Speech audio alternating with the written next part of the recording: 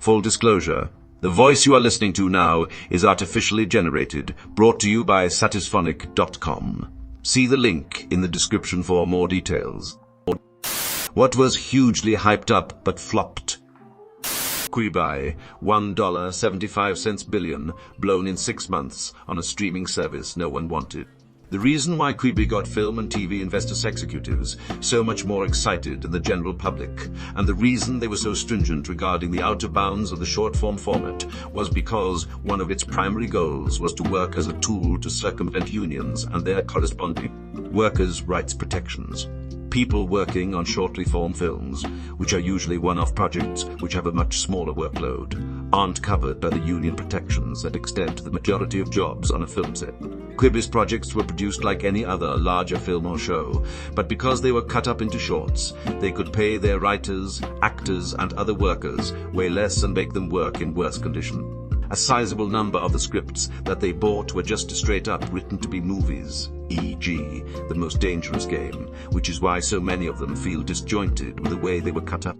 If you were writing for a project which was supposed to be made as a series of shorts, you would make pretty drastically different choices with regard to things like pacing in order to accommodate that.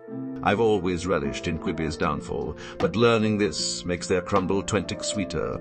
Lowell, my buddy, created a show for Quibi and brought me on as a writer. We joked that our goal was to write the best show on Quibi. We finished writing in February 2020. Then COVID happened. I thought it would never get made, but we finally started on production that summer. Then Quibi went under. Like a year later, Roku bought Quibi's library, and the show finally came out. Pretty sure nobody heard of it, but the show did get an Emmy nomination that year. I looked it up, and I'm pretty sure we're the only Quibi show that got an Emmy nom that year. Called up my buddy and said, "Looks like we did it." And since Quibi is gone, our title of Best Quibi Show will reign forever. The show was Bill Burr Presents' Immoral Compass. If anyone's interested, we had a lot of fun making it Edit. Since people are asking, you can watch it for free on the Rocky channel.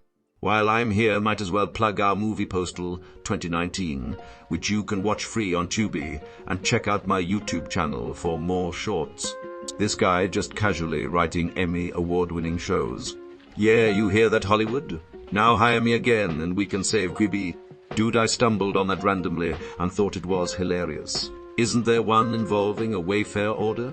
Ha ha ha. Yup, Mary Lynn Rajskub is great in that one. We got a surprising amount of amazing actors and comedians to work on the show. I still can't believe David Dastmalchian agreed to be in it. You wrote for something Bill Burr was on. That's pretty cool in itself. Congrats on the nomination too. Apart from the stuff you had no control over, that's all pretty impressive. Thank you. Still can't really believe it. I was incredibly lucky that was my first rule. 3D televisions were presented as the next huge thing. There was a massive amount of hype being able to watch 3D movies and games from the comfort of your living room. It flopped when it launched due to the televisions being ridiculously expensive and the technology not being there during the era and being gimmicky once the appeal wore off for the people that bought them. 3D pops up once every decade or so. It will come back in some shape. I think their headsets have taken that niche. It was more than just the technology and price. People watch TV differently than they watch a movie in a theater. In a theater, your attention is always on the screen. At home, you are constantly looking around the room, checking your phone, looking at things with 3D glasses on that you shouldn't be.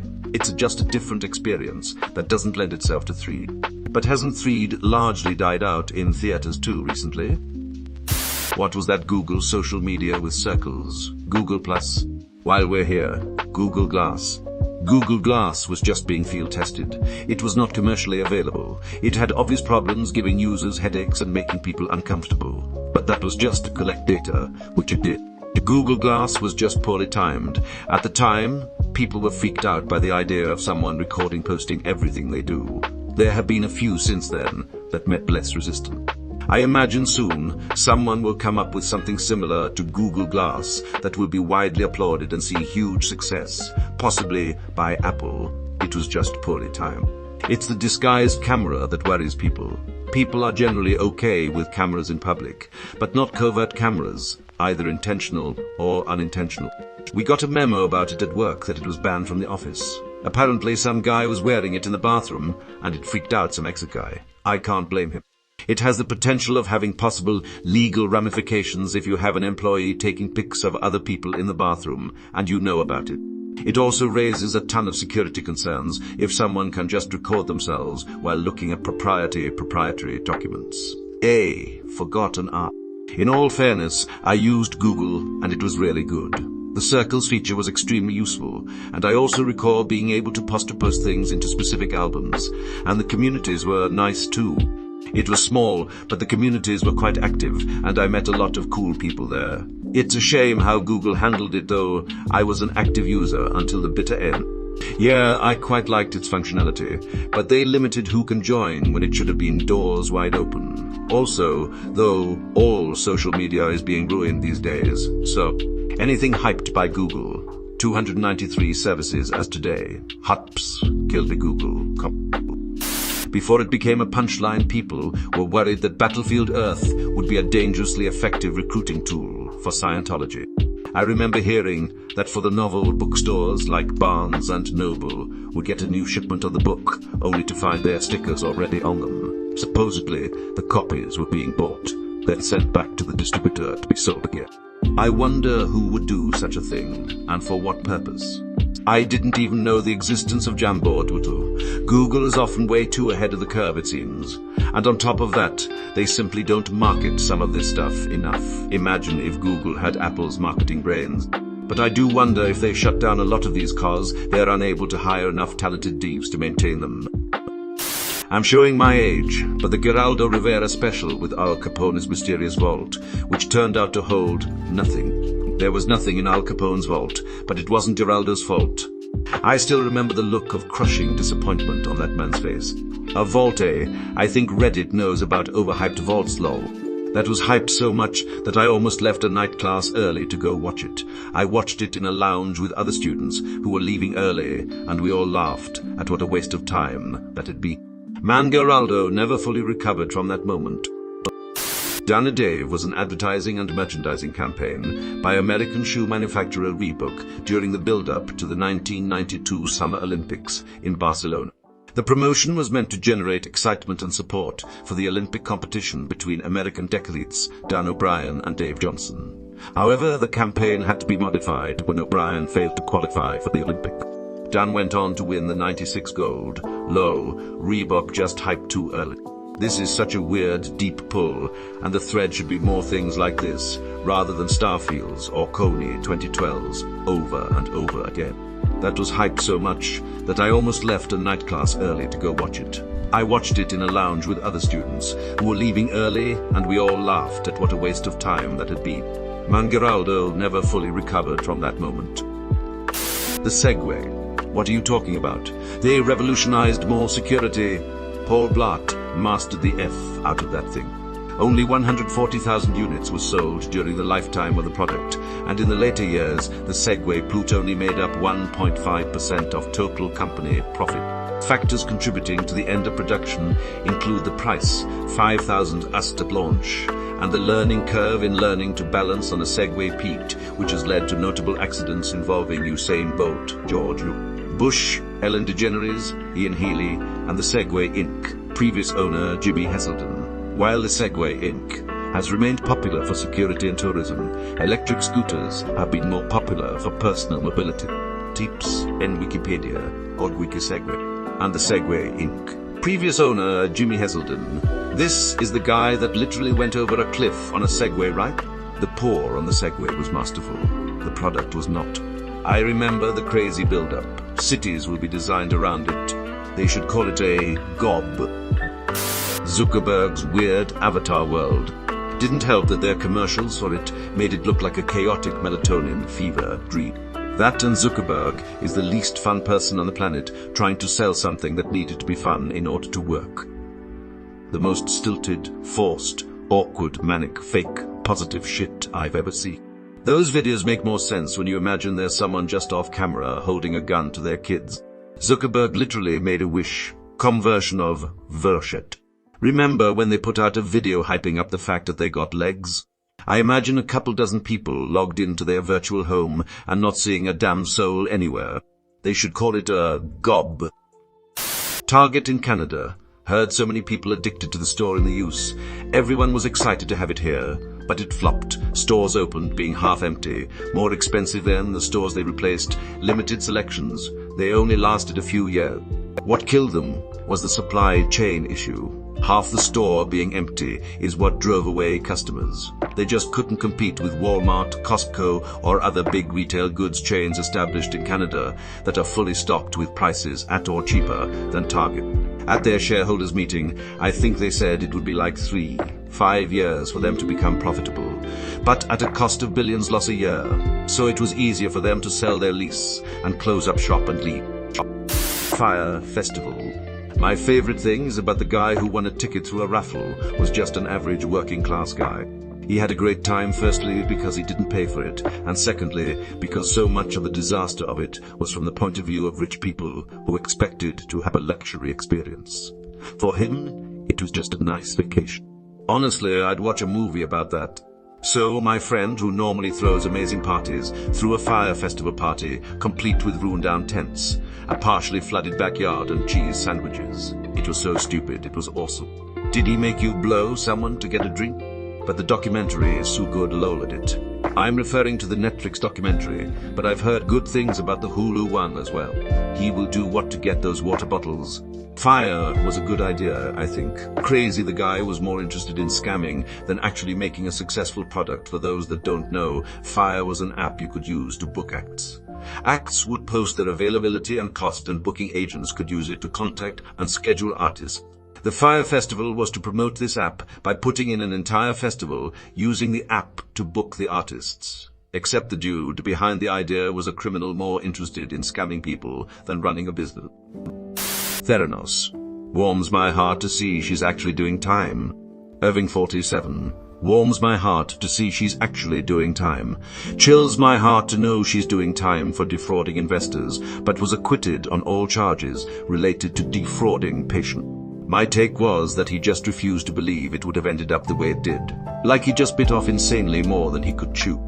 For those old enough to remember, Segway was massively hyped for months. It was meant to change modern mobility forever. When they finally showed off that goofy thing, it basically became a proto-meme in the early internet era. The American version of Coupling, which was being hyped as the next big NBC sitcom after Friends went off the air. When cast members were doing interviews to promote it, they were so assured that it would be a success that they were already talking about multiple seasons. It was cancelled after 4 episodes. Nth. I can't bring myself to feel bad for anyone who actually thought a JPEG of a cartoon monkey was going to be worth millions of dollars. It was so obviously a scam that they almost deserved it. Most people who bought it knew it was a scam and were just looking to sell it before the bottom fell. After they sold others on the idea, of course. The sale wasn't really of the JPEG, but the location link of said JPEG, making it an even bigger scam. NFTs are perfect scams to people who didn't take the time to understand what they're investing in. Not understanding how NFTs worked is how the scam worked. The scam as a whole used terms that sounded smart because they were so tetchy like blockchain, and these people, not wanting to feel stupid from not understanding what the hell was going on, bought into the scam and continued to use these smart terms to describe it to others. Biggest sham ever. Baber lost $1, 2 cents mile on a $1, 3 cents mil investment at Peps. Gizmodo, congestion, bear, board, Baypay price collapse million. Dollars, 1,850,606,250. I see the point you're making, but I doubt Biber is hurting from it loud. For Biber, this was the equivalent of us buying a $10 scratch-off ticket for funsies. Kony 2012. I was hoping someone would bring this one up. It was literally everywhere. Everyone knew about Kony and his army of child soldiers and cared passionately about it. Then it just disappeared from public knowledge. Kony is still at large. His army has largely disappeared, but he has still never been brought to justice, and few in the West even care now.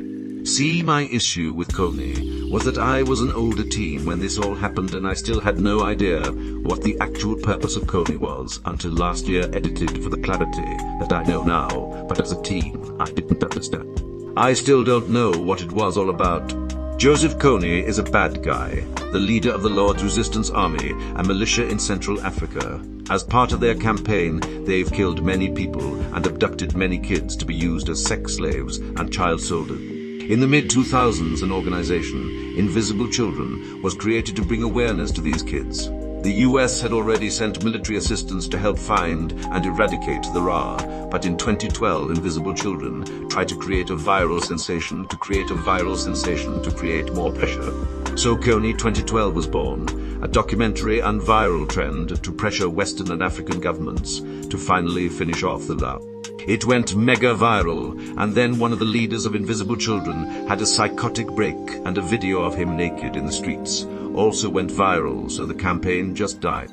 The African Union sent a task force in to find and fight the La, but it was unsuccessful, and as of now Kony is alive, and the La is mostly just a criminal gang. Didn't he release a bunch more of those trading cards recently?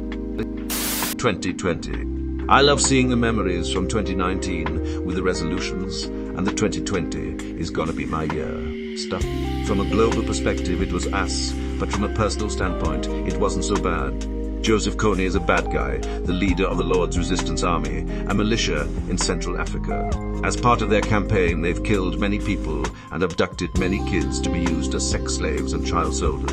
In the mid-2000s, an organization, Invisible Children, was created to bring awareness to these kids. The US had already sent military assistance to help find and eradicate the La, but in 2012, Invisible Children tried to create a viral sensation to create more pressure. So Kony 2012 was born, a documentary and viral trend to pressure Western and African governments to finally finish off the La.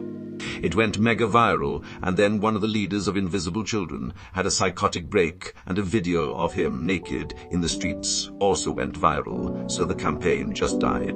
The African Union sent a task force in to find and fight the Laura, but it was unsuccessful, and as of now Kony is alive, and the La is mostly just a criminal gang. Games of Thrones, the final season. I don't know when I'll ever stop getting pissed off about how God ended. What frustrates me the most is that we'll never get the true ending that Graham was going to write, because he's never going to finish the series. At this point, I wish he would just write down the broader plot points for the ending. Edit. Grammar. My crackpot theory is that the showrunners ended it the way Graham wanted, and now he has cold feet after seeing the backlash. That's actually my theory as well. The thing that gets me is that parts of it wouldn't be a bad ending if the plot was actually developed. Almost all of the parts that made no sense would if properly developed. The part with the Night King is the only truly terrible plot for me. Also, Jon getting sent back to the Watch, when essentially no one that cared about Dany was in Westeros to enforce his punishment. I'm still absolutely frustrated. Plus, you couldn't even see half the episodes since they were filmed to be so freaking dark. New Coke. My crackpot theory is that the showrunners ended it the way Graham wanted, and now he has cold feet after seeing the backlash. Google Glass. The end of the world in 2012, but has anything felt right since then? Kim Kardashians break the internet picture. They were weird.